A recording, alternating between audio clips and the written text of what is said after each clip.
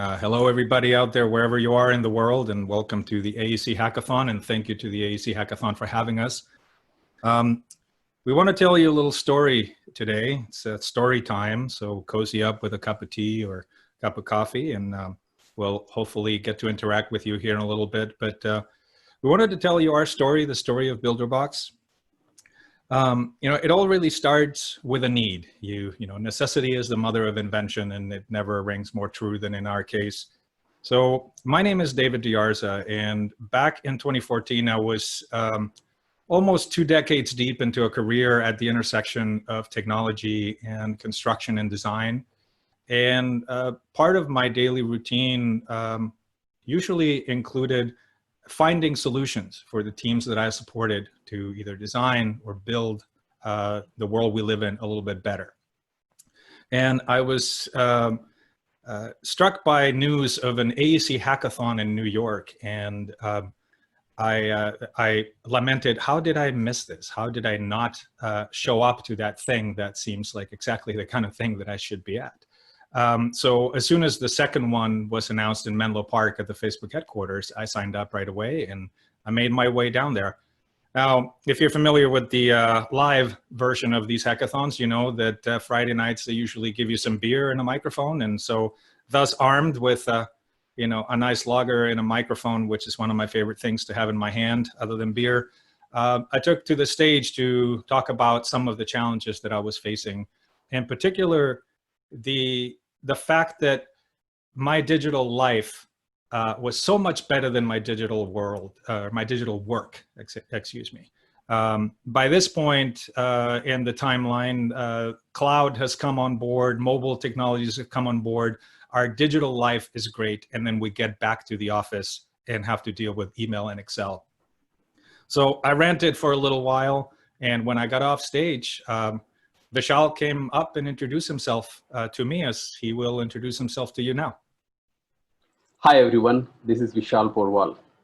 Working on large-scale construction projects as a BIM coordinator gave me significant insights into the status quo of construction technology in the US. I started playing around with the idea of starting a company and worked on some tech solutions for a few years, and about the same time, I got a wonderful opportunity to attend the AEC Hackathon. That's where I met David. We collaborated over the weekend and created a prototype of the tech solution that David was looking for. We started collaborating on more and more problems over the next few years. In the 2016, I started BuilderBox. David joined me shortly after that. We started with the vision that we had at the hackathon and started building solutions for the industry. In the process of doing that, we realized that when you start chasing the money, there is a big potential of losing sight of the mission that you started with and start doing things that do not necessarily align with your vision. We made our fair share of mistakes along the way, also got copied by competitors, and learned that as a startup, you should not focus too much on building what's already out there unless you are 10x better than others. In other words, don't try to make a better mousetrap. Yeah, so that's a little bit of the background on how we got started. Vishal makes a really important point, which is be original. Don't do something that's already out there, because if you do, you immediately start competing with those other solutions that are already out there. One of the things that you might find as you go down this path of developing an idea into a commercial product is everybody in construction does pretty much the same thing, but they all love their nuanced version of it. They all have their idiosyncrasies that they need to follow, their vernacular, their company standards. So you'll run up against this concept of people want custom stuff, but they want it out of the box. And those things, of course, are completely opposed. So that can really lend itself to taking your eye off the ball and forget your original vision. I have a couple of anecdotes to sort of support this. Early on in our development, obviously as a bootstrapped company, commercial success is very important. We live from deal to deal, right? So when a large prospect comes along and they tell you something along the lines of, if you build this, we will buy it, it's very difficult to say no. However, you need to be very careful and very intentional about whether you're building something that supports your vision. Case in point would be a lot of our early work hinged around submittals and RFIs. Reason being, submittals and RFIs are they're very easy to understand because everybody has to do them, and there's some very well thought out workflows around them. So we created some really great submittal and RFI tools. But why are we still talking about RFIs in particular? RFIs are not interesting. RFIs should be reduced or completely eliminated by the digital adoption process if possible, and maybe evolved into being something other than a traditional RFI. So you spend a lot of time chasing these commercial deals and end up working on things that do not support your original vision. And frankly, if you're looking as a customer, if you're looking for digital transformation solutions and you're presented with something and your beef with it is that the PDF output doesn't look like what you were expecting or what you're used to, you may be missing the point. In fact, I'm going to go as far as saying you are missing the point. The idea is to live in a data-rich world and not in a in a paper-based world, even if it's digital paper. So we have learned over the time that it is important to think more and more about the boots on the ground. When sitting in your office, excited by the possibilities of the new technologies that you have available, you can easily lose sight of the people who will eventually need to use the technology and whose success can either make or break your business. The technologies that we have available right now have the potential to change the construction industry and change people's work lives for better. However, always remember that you need to keep the end user of your product in mind, along with the people who are writing the check. We have several challenges in our industry. The productivity is low, projects almost always go over budget, and there are too many emails and too many people sitting in different offices making things happen on the ground. All of these challenges present significant opportunities for startups. The incumbents are ill-equipped to do it on their own. It's up to the communities like this to take on these challenges and build solutions for the incumbents. So one thing that's really important to the construction industry is trust. Of course, our entire industry is built on trust and relationships. So in a way, when you're marketing a product or a solution, or even before you're marketing it actively, when you're looking for people in the industry to validate your idea and you've got a great idea that came out of this hackathon, you want to develop it, you're going to want to put it in the hands of people that are actually doing the work and get some validation for that idea. That's how you evolve it into a commercial product. At the end of the day, it's yourself you're selling. People are going to adopt your solution as opposed to somebody else's. Yes, because they like it and because it solves a problem for them. But at the end of the day, they need to trust you. It is you that you are selling them on. Your ideas, your capability to solve these problems, especially when we're talking about a startup or we're talking about a product that, it's in its infancy and it needs to evolve. People are going to want to know that you're going to take it where it needs to go.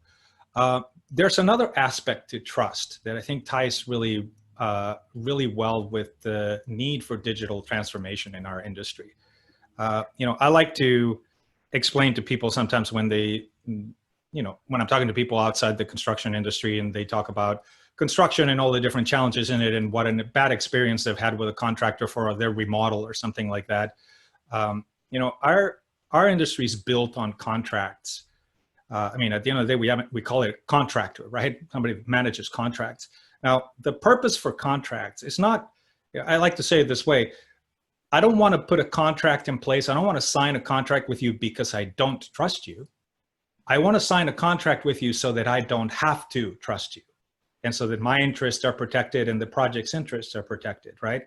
You can think of data in that same way, right? So if you have the data, if you have the ability to source through the data, to search the data, to really analyze the data and make data-driven decisions, you don't have to trust in what a subcontractor is telling you.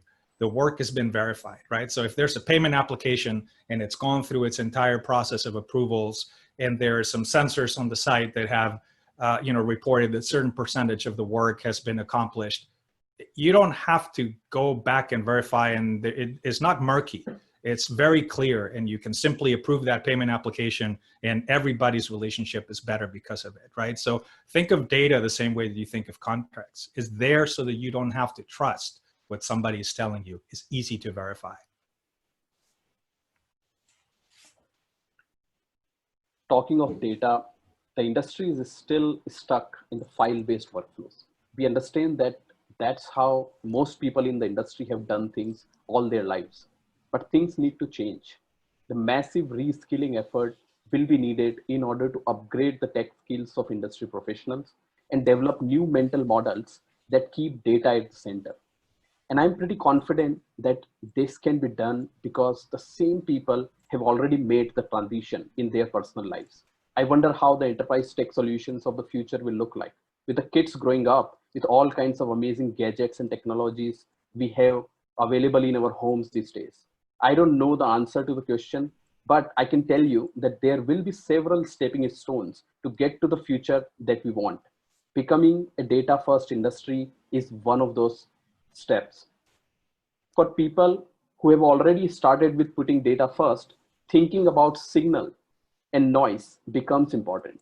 A lot of data is of no use unless it tells a story or it solves a problem. You have to put the data to work. Information overload is a real problem. And I want to go back to the idea of helping the end users succeed. The solutions of the future have to be user centric. And we have to think about the cognitive load that human brains can endure. Yes, there are powerful robots. There is machine learning and artificial intelligence helping us solve some of these challenges. But as the creators of those solutions, we need to think about the boots on the grounds as well. And that kind of brings me to the elephant in the room, especially seeing as this is a hackathon audience, right? I mean, the challenge at a lot of these events is to stay away from the shiny new toy that everybody pays attention to, right? For a while now, some of the hackathons that I've been to in person have sort of revolved a lot around the idea of VR and AR, MR, XR, for the lack of a better term. You have somebody that comes in and has the expertise to bring a 3D model into Unity and let's deploy it on a headset. A lot of people are doing that, right? And you have to really think about the use cases. And don't get me wrong, there's some really good use cases. There are very few ways to understand a space and the scale of a space than with virtual reality. So that's great. But you have to really be careful to stay away from the shiny new toy. Now, some customers are attracted to the shiny new toy, but they're usually short-lived. They don't renew their subscriptions at the end of that term when it's just a shiny new toy. The idea of building something that fits a need is where you really want to be, because that's really where you're making an impact. And not to be too lofty about this stuff, but at the end of the day, why are we creating solutions for this industry, right? It's an exciting industry. We all know the metrics, right? It's the second least digitized industry in the world. So the opportunity is huge. It's like, it's a huge number of dollars per year, huge industry, right? So you can see big dollar signs and opportunities, but at the end of the day, if you think about the community that builds our buildings, they're certainly speak about the US, but this applies globally, I believe. Typically, the laborer in the field is not somebody who is in a really high socioeconomic bracket. There's a lot of minorities working in that environment. There are a lot of people who, for the lack of a better way to explain it, this is good, satisfying work, but this is not, the best life for some folks. Anything that we can do to make their day-to-day lives better at work, whether it be better access to information so that there's less mistakes, so that they can spend less hours on the job and get the work done. Certainly, if you think about it in terms of safety, anything that you can do to ensure that those people go home to their families at the end of the day, that's huge, right? So at the end of the day, put that burden on yourself. What you're really doing is you're making people's lives better. You know, it's not just about some software or some cool new gadget. It's you're making people's lives better. You might be doing it with some really cool stuff, some really cool technology that's also really sexy, wonderful. But at the end of the day, if you're not making people's lives better, you know, what's really the point? So the other thing that I always like to talk about is, and I've been hearing this for far before I was involved with BuilderBox, is the challenges of technology adoption is hardly ever about the technology. You'll hear this all the time. Oh, it's about the process, not the technology. Well, if the process is really what's driving this, you have to be very conscious of that. You have to understand that process to deliver something that's going to be of real value. And you have to be prepared to support that. One of the things that we have found, you know, if we've gone through our own growth and our own sort of internal pivots that we've done over time, right? You have to be able to be flexible. You have to be able to adapt to the market and to the conditions. We have to do a lot more service and implementation than perhaps we anticipated. It's not enough to build a product that somebody buys and it ends up on the shelf. You have to get in there and help people adopt the process.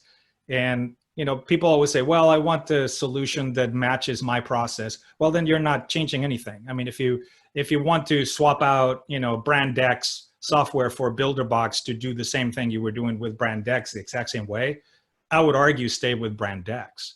You know, if you're using new technology, is so that you can explore what that brings to the table in terms of evolving the process. That can be a bit of a journey. So we've had to be active participants in that and create a services side of the business that we didn't really anticipate. And the reason why that's important, the reason why you should consider that right from the outset, is because there's nothing worse, and I'm borrowing here, actually. I saw this from my friend Tanis on Twitter the other day, so this is not a quote original to me, but I thought it was brilliant. Like, a badly supported solution just pushes people back to email and Excel.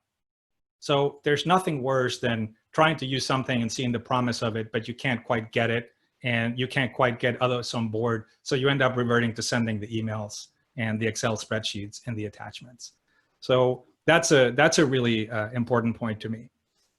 Now, with that, I want to encourage you to go build companies.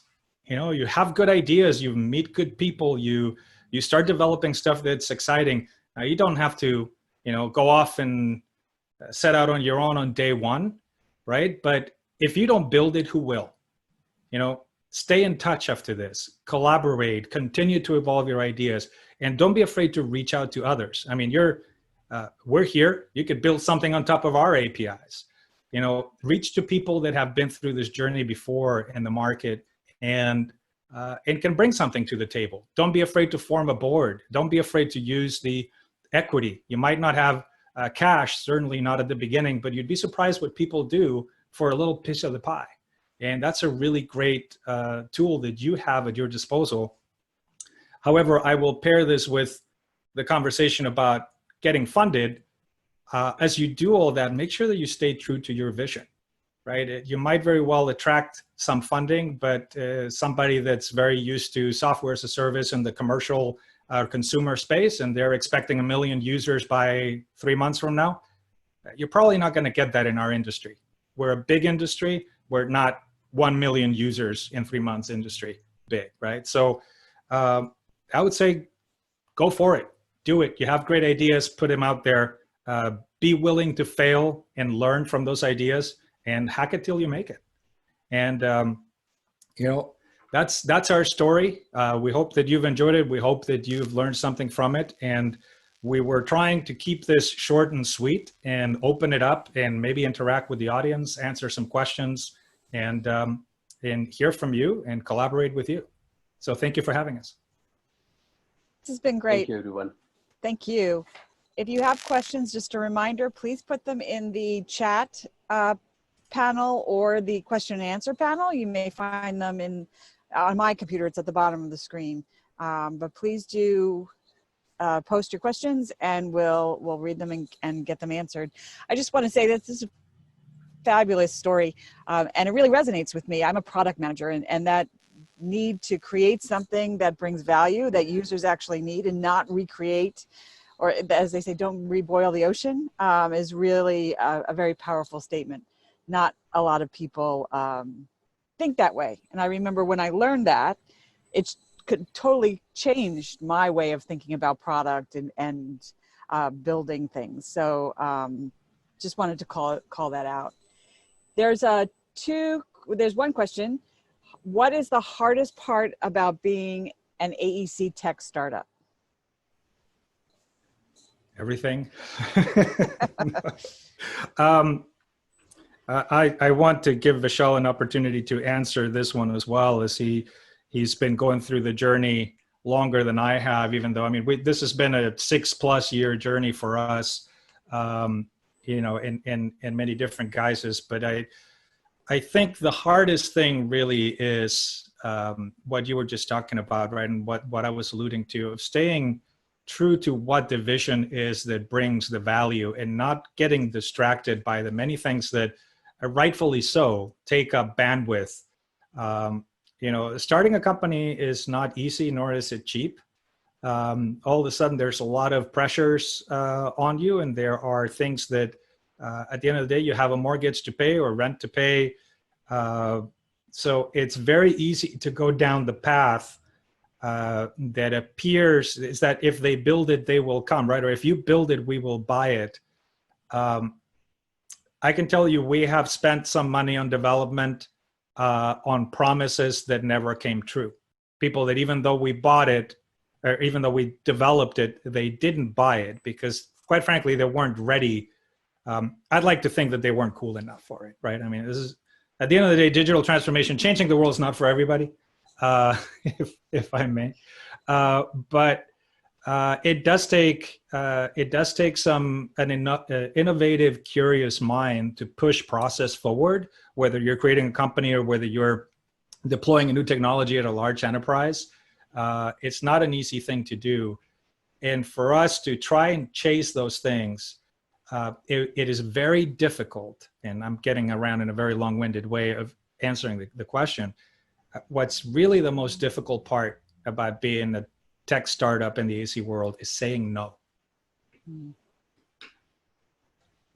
I concur with David on the part where, you know, building a product and the challenge of triage of the things that you want to build or develop without selling the product to the customer.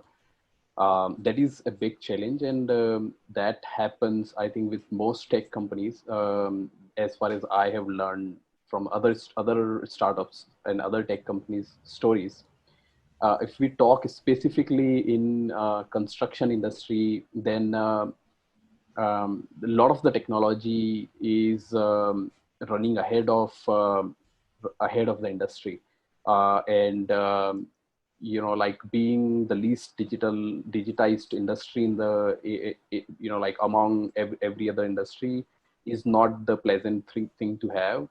You basically have 3 steps when you start working on your thing. You know, there is one that is awareness, then there is education, and there is implementation. So, you know, that is a big challenge in AEC specifically, because even if you have a really good solution or a shiny object is part of your, you know, you have all the bells and whistles, people will not be able to use all of the power that you have to offer. Case in point, like everybody uses Microsoft Office, Word.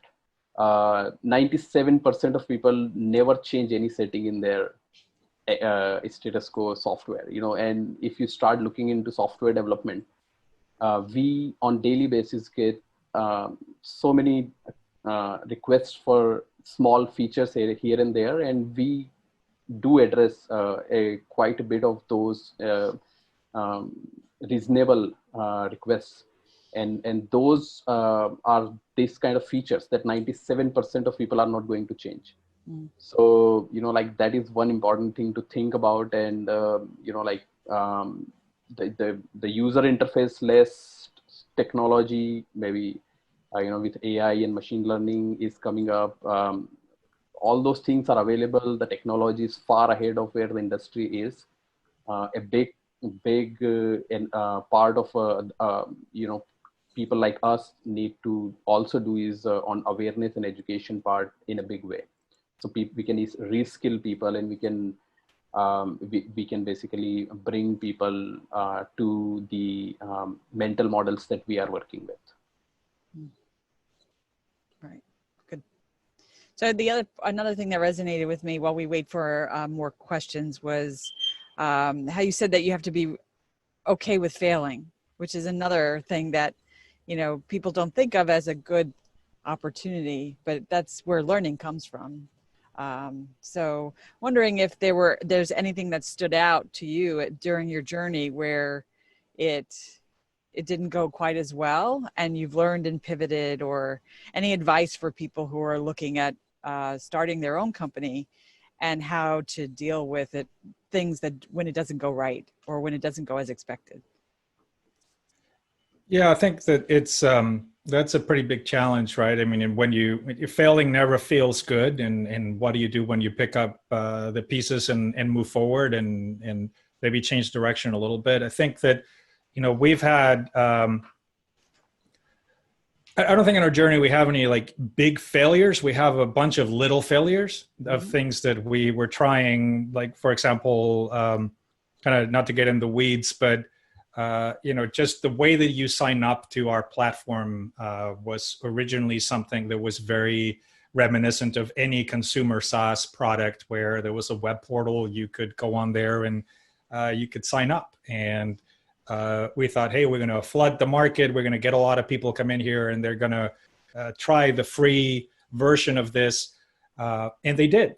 The problem was that, as discussed earlier, there's a lot about our specific solution, but this can be applied to a lot of different tech solutions in this industry. Without some sort of hand, without support, without understanding how things really work now that you have this different tool. And I'm referring specifically to the process rather than the what do I click, right? We have a wiki and support, and which button to press is relatively easy to figure out. What's not so easy to figure out is why you want to push that button and at what part of the process. So we had a really high failure rate with our sort of free freemium model or free accounts. People would sign up. A lot of people signed up, gave it a try. We'd get feedback that they really liked a lot of the things, but weren't really getting some of the benefits. Like, people were trying to use it in isolation and not involving their team. And BuilderBox is a very collaborative solution, right? So you don't really see the power of it unless you have your entire team on it.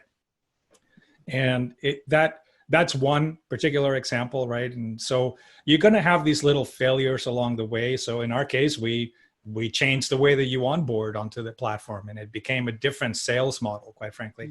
A bigger piece of that might be understanding what you're not good at from the beginning. And there's a temptation to try to do so much yourself and,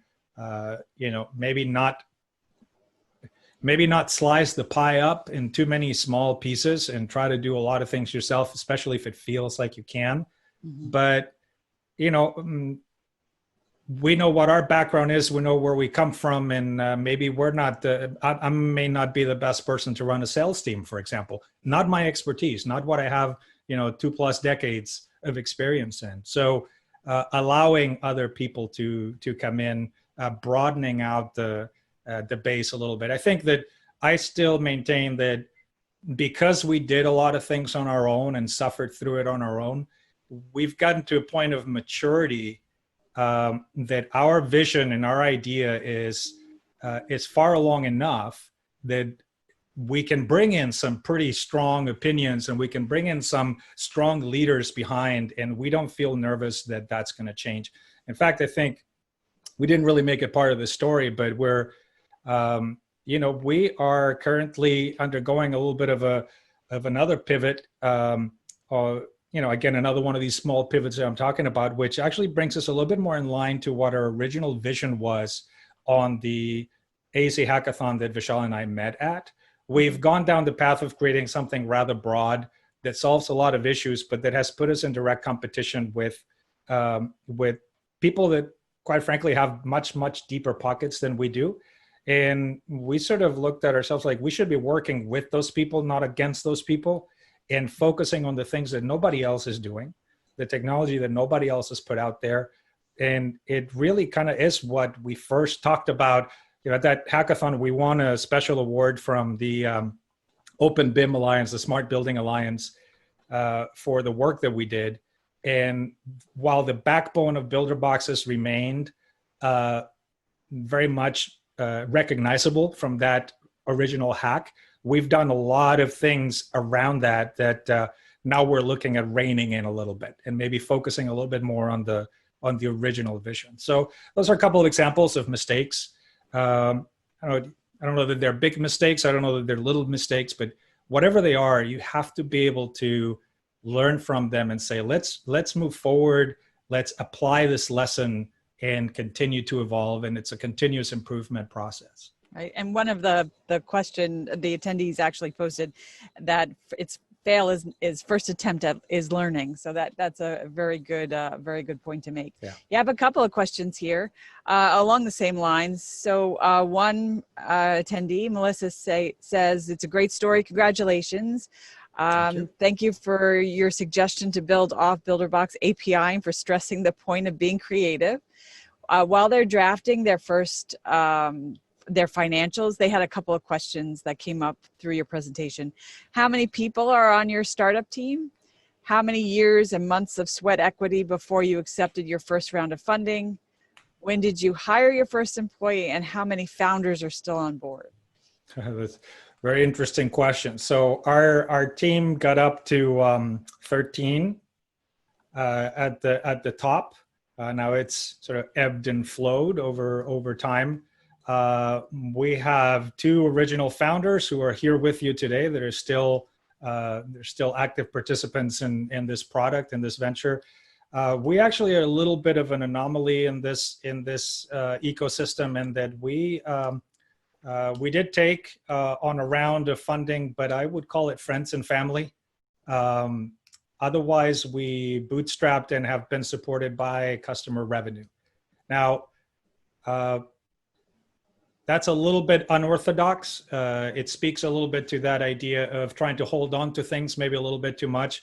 We are actually right now at a point where we've, in order to scale, we've done relatively well on our own doing what we were doing, build something pretty interesting. In order to scale to what the potential really is, we can't do it on our own. So we're going through that process now, but we've tried to hold on to as much as possible, do as much as we could on our own as far as product validation, product design, and come to the table with something that's very robust and very proven. So, the funding part of that question, that's still TBD, and we'll see if that becomes a blooper reel item or a rocket launch. But it's never ending. I think that a startup, once a startup, always a startup until you've exited. Right. Very good. So we have 2 questions around your market. One is, what is your niche market? And the other one is, where do you see the biggest concentration of your users?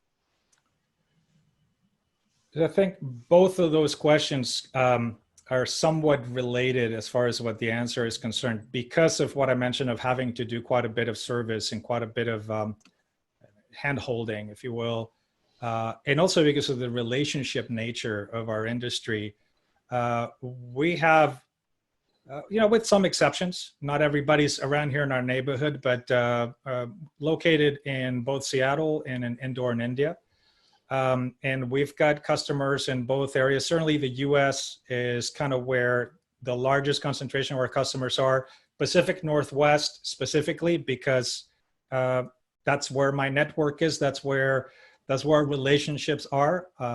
Although it's been great to be able to expand virtually, and certainly the COVID situation, the way in which we've all become accustomed to doing things online, it's actually done two things that kind of helped this process along, and this has made people very familiar with working through Zoom as we are right now.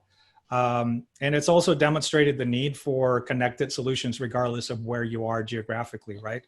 So we've got some customers in India, quite a few in the US, a couple elsewhere, right? That's, and as far as what they are, what the niche is, we're really, you know, we do provide quite a bit of value to on the owner side, but for the most part is general contractors that see the most benefit, as they're usually the central hub of information on projects. So they engage all their subcontractors and design consultants to participate in the platform, but it's usually the general contractor that is the buyer. And sort of the mid-sized contractor is kind of where a sweet spot has been, although we're pretty scalable. I don't know if Vishal, if you have anything to add to that. No, I think that answers the question. Great. So just a reminder, if you have questions, we do have a little bit more time, so please put them in the chat panel. We'll just take this pause just to remind everyone that our next session is at 2 p.m. Eastern today with Hopscotch Interactive. So please do come back and hear that. Another question, what challenges, if any, have you faced as a startup going global? Vishal, you probably, you're pretty well versed on that, and I've been talking a lot, so I'll defer to you on that one. Definitely resources. We, as David mentioned, we have bootstrapped, and because people need quite a bit of service in working with solutions like ours, you have to mostly be present in the territories where your customers are. You should be able to at least visit them once in a while, if not like very frequently. So that's a big challenge when you want to expand geographically. You want to be able to partner with more people. We have done quite a bit of that as well. However, at the same time, you will need to be closer to your customers, and even I would say being, you know, like in the construction industry, which is project focused, even being closer to your project becomes critical. Great. Yeah, that's a really good point. It's one of the things that actually I quite frankly really enjoy it. But we've had an opportunity on large projects with our customers to become, if not quite a member of the project team, to have some visibility into the project and be able to be there to help people evolve the process. And you know, when you through the technology that you develop, when you're helping that team and you help them catch a mistake and save a lot of money and a lot of man hours, it's not only very satisfying because your product helped do that and it saves money and it proves the commercial point, but also you're, again, making somebody's life better by not having to deal with that, right? So that staying close to projects is, it's something that's kind of close to my heart, and you know, but as you can imagine, it's very difficult to scale that. So that's especially if you get us outside of your geographic location. Yeah, this technology, I mean, I don't really know where the attendees today, for all I know, we're spread all over the globe, right? Yeah, you can reach, but very few things actually take the, you know, replace the handshake and the face-to-face contact, especially in an industry where, like I said earlier, people are buying you, not your product. They're trusting you. They're buying into your vision. Right. Relationships are so important. And another question that has come through, does BuilderBox outsource a security software development specialist? Nope. I will take it. Yeah, we don't. No. Okay.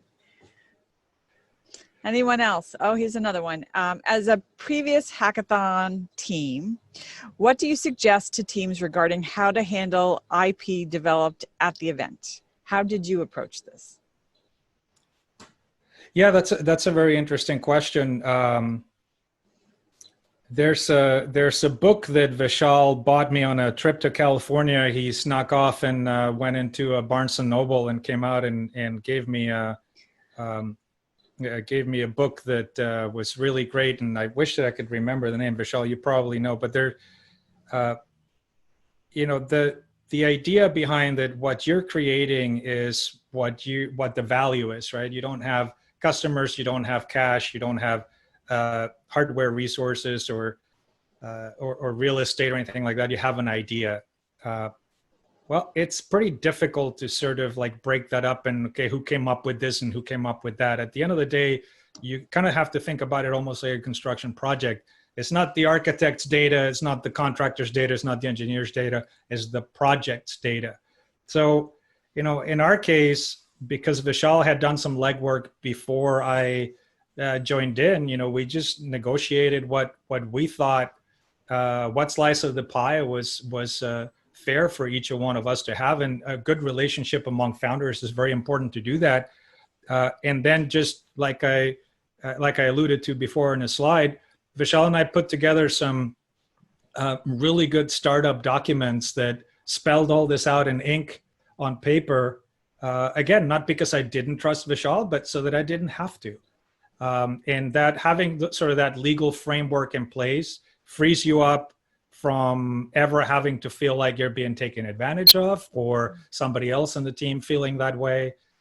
So that's a pretty important point, is to get that legal framework together, get those startup documents, get that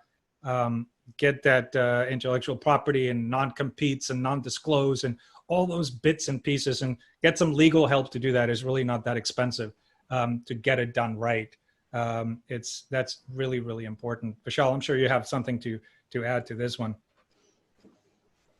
Yeah, the initial documentation definitely is important. And again, when you are working on an idea during hackathon, definitely the question of IP comes up, and you know, like who owns the IP, and you have to make sure that when you move forward, you are addressing that question as well. You usually end up building small prototypes. So I don't think it's it's an issue to, you know, really get hung up on that prototype itself. But let's say if you feel that there is something that is that requires more IP protection, or like if you think you know, it's a really innovative idea, maybe patentable idea, go ahead and file for a patent. You know, like that can be one thing that comes up to my mind. Yeah, at the end of the day, your IP is your most important asset, and you know, it's really important to protect it. I will say, you have to be of a certain mindset to be able to succeed at this, right? Because if when Vishal and I met, I had walked away from that hackathon rubbing my hand, seeing dollar signs saying we can develop something to sell to brand X, that probably would have not been a good framework for success and for getting along and for getting past these ideas of IP, right? I think I'm a very curious person. I'm a very collaborative person as part of my nature and part of a lot of my work. And I've long maintained that you move the world forward a lot more by collaborating than you do by not. And what you gain by collaborating and by being open is much more important than what you leave on the table if you don't. So certainly before there was a company, before there was documentation, and before there were IP protections, we were still talking. We were still in constant communication and developing something.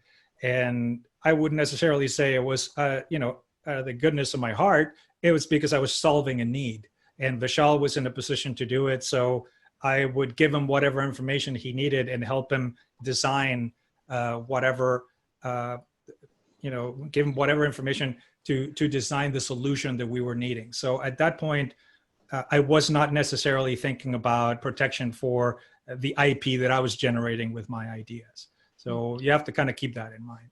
That's good advice. I also want to add one more point to this.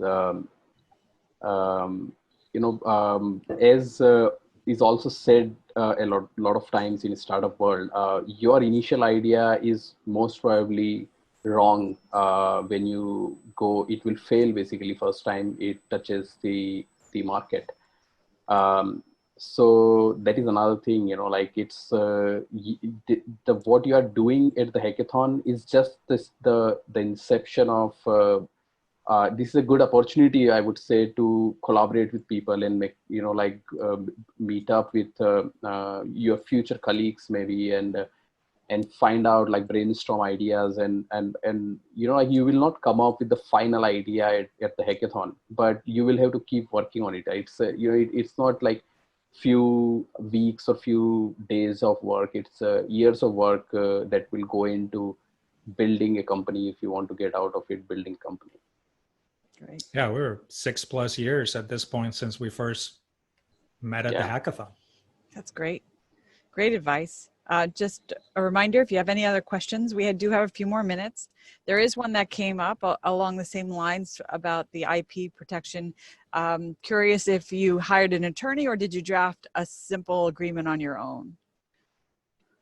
We had some templates that we, there are a lot of resources online. So we started with some templates online from, all the incorporation services and things like that usually have these things, and it's some kind of boilerplate, right? But we did hire an attorney, and it's somebody that, again, going back to trust, is somebody that that we knew that was very competent in this area, and we engaged them to review that, to add to that, to make sure that it was where it needed to be, as well as getting a legal counsel on things like trademarks and things like that. There's a lot to navigate that is not as straightforward as it seems. And again, I go back to that point of if you're a construction professional, if you're a developer, you have a certain amount of expertise, and no doubt you're a very smart person. Nobody would fault you for not being able to figure out all the ins and outs of all these other things. And the legal side of it in particular is, it's an area where from a very early stage, we said, we don't know about this, we need to get help. And it's money well spent. Absolutely. Great advice. Another question, how do you recommend distribution percentages, or actually how did it evolve? Did you start as equal or determined upon expertise or sweat equity and equity? I guess talking about how you divide, I guess, the fruits of your labor. Yeah, I mean, that's there's a lot of different ways to do that. I think the best way to do that is to have a conversation about it and be forthright about what your expectations are and what you're hoping to get out of something. In our particular case, like I mentioned, Vishal had already done a lot of legwork, and while I was contributing to it, it was Vishal that was taking the bigger risk out there, getting this thing started and getting this thing built, and I kind of came in and joined at a certain stage, right? So it's only right that in our case, Vishal has more percentage than I do. And that's something we negotiated, something that it didn't, frankly, because of the nature of our relationship, it didn't take us particularly long. It wasn't a big back and forth. I mean, I think if you're in a situation where a certain number of people at a hackathon develop an idea and they all kind of stay equally engaged, then probably to break that up equally is the right way to do it. But I think you'll feel it when it's right. You'll know if it's not. And I can't really speak to this with any real certainty because it's not been our experience. But I think that I could tell you that if in my relationship with Vishal and developing what that was and developing our ownership structure, if I had not felt good about it, it probably would have been a sign of I probably shouldn't be involved with this person in doing something like this and putting my livelihood behind something like this with somebody that I'm not feeling good about. Like I said, it wasn't my experience, and hopefully it won't be yours. Great. Great advice.